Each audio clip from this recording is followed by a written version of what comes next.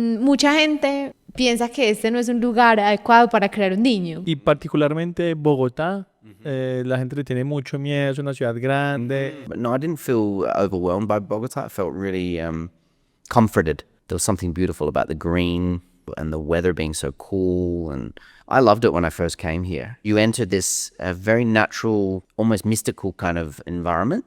And then there's this chaotic city, but it's also very green. You've got lots of parks, you've got lots of trees. You know, it doesn't feel like oppressive. It's interesting because I think if you grow up in an idyllic world, yeah, it's great. But then when you reach an adult, it's like, oh, the real world isn't like that. And I think that's the problem with Australia. The Australians aren't all rich, but they've got cars, houses, 2 dogs, and then they've still complained. They still find things to worry about. Even when I was there, I was thinking, oh, why can't I have that apartment? Why can't I have that car?